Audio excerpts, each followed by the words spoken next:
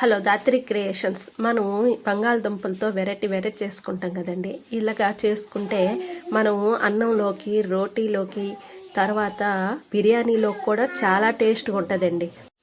బంగాళదుంపలు ఒక 1/2 కేజీ తెచ్చుకొని అవి చక్కగా కడుక్కొని మనం కుక్కర్లో వేసుకొని దానికి సరిపడా నీళ్ళు వేసుకొని కొద్దిగా సాల్ట్ వేసుకొని 3 విజిల్లు వచ్చినంత వరకు చక్కగా కుక్ చేసుకోవాలండి.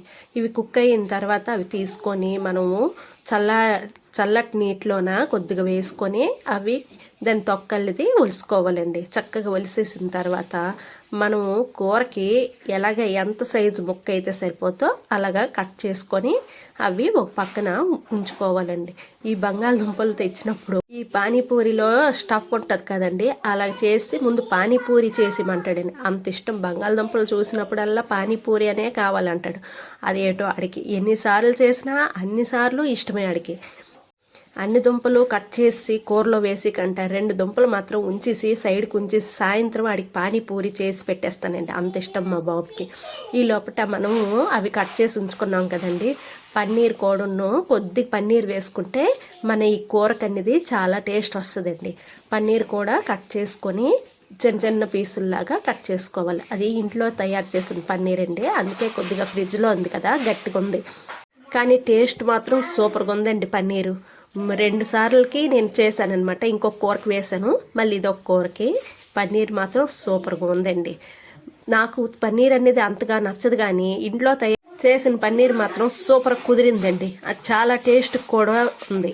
మనం కూరలో వేయగానే చక్కగా కుక్ అయిపోతుంది అనమాట. అంత బాగుందన్నమాట. మనం కళాయిలోన ఆయిల్ వేసుకొని ఆయిల్ అనేది హీట్ అయ్యాక మనము ముక్కలు కోసుకున్న పన్నీర్ అనేది దాంట్లో వేసుకోవాలండి. చక్కగా గోల్డ్ కలర్ వచ్చినంత వరకు వేగించుకోవాలి. ఎక్కువ వేగించుకున్నా కొద్దిగా గట్టి అయిపోతాయి అన్నమాట. చక్కగా గోల్డ్ కలర్ వచ్చినంత వరకు వేగించుకొని మనం తీసుకొని ఒక గిన్నెలోన తీసుకొని వేసుకోవాలండి. వేసుకున్న తర్వాత అదే కళాయిలోన ఆయిల్ కొద్దిగా ఎక్కువే వేసాను, అది ఉంది కాబట్టి సరిపోద్దాయి ఆయిల్. మనం ఓలు గరం మసాలా కొద్దిగా వేయాలండి. దాల్చిన చెక్క, పువ్వు, మిరియాలు, జీడిపప్పు, ధనియాలు, జీలకర్ర, ఉల్లిపాయలు, టమాటా ముక్కలు వేసుకొని చక్కగా వేగించుకోవాలండి. అది ఆయిల్ పైకి తేలినంత వరకు వేగించుకుంటే చాలా బాగుంటుంది. మనం మసాలా ఎక్కువసేపు వేగించాల్సిన అవసరం లేదు, ఇవి వేగిపోతే. ఇప్పుడే మనం ఆ మసాలా అనేది చక్కగా వేగించుకోవాలి. ఈ ముక్కలు ఎంత బాగా వేగితే మనకి మసాలా అనేది అంత టేస్ట్గా వస్తుంది అనమాట. మనము ఆయిల్ పైకి తేలినంత వరకు ఇది వేగించుకోవాలండి. ఈ కర్రీ అనేది మా వారికి చపాతీల్లోకి గొప్ప ఇష్టమండి. అతను అన్నంలో కన్నా చపాతీల్లోకి బాగా ఇష్టపడతారు. దీంట్లో నా అల్లం వెల్లుల్లి పేస్టు గట్ట వేయలేదండి. వేయకపోయినా ఈ మసాలా అవి చాలు. వీటితోనే చక్కగా ఆ కర్రీ అనేది సూపర్గా ఉంటుందండి.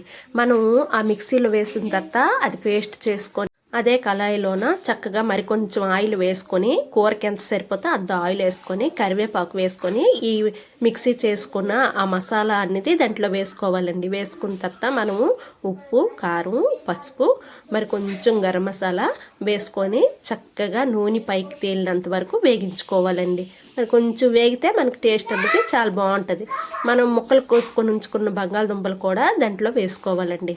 వేసుకున్న తర్వాత అది కొద్దిగా కుక్ అయిన తర్వాత, ఎక్కువ అవసరం లేదు, మరీ మామిడిగా ఏగవలసిన అవసరం లేదు, చక్కగా 4 మూలలో కలిపేసి కొద్దిగా కుక్ అయిపోయిన తర్వాత మనము ఒక గ్లాసు నీళ్ళు అనేది వేసుకోవాలండి.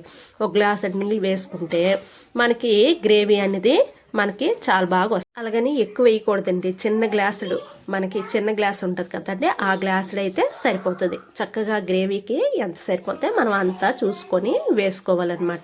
వేసుకున్న తర్వాత అది కొద్దిగా కలిపేసి కొద్దిగా హైలోనే మంట పెట్టాలండి. పెట్టి కలపాలి. కలిపేసిన తర్వాత కొద్దిగా మరుగొచ్చినప్పుడు పన్నీర్ వేపుకొని ఉంచుకున్నాం కదండి, ఆ పన్నీర్ కూడా వేసుకొని చక్కగా కుక్ చేసుకోవాలండి. అది సిమ్లో అని పెట్టేసి మనకి గ్రేవీకి ఎంత బాగా వస్తే ఆయిల్ పైకి తేలినంత వరకు ఉంచుకుంటే మనకి సూపర్గా ఉంటుందండి ఈ కర్రీ. చపాతీల్లోకి, బిర్యానీలోకి సూపర్గా ఉంటుంది, అన్నంలో కూడా సూపర్గా ఉంటుంది. మీకు ఈ వీడియో నచ్చినట్టుగా అయితే లైక్ చేయండి, సబ్స్క్రైబ్ చేసుకోండి. Thank you.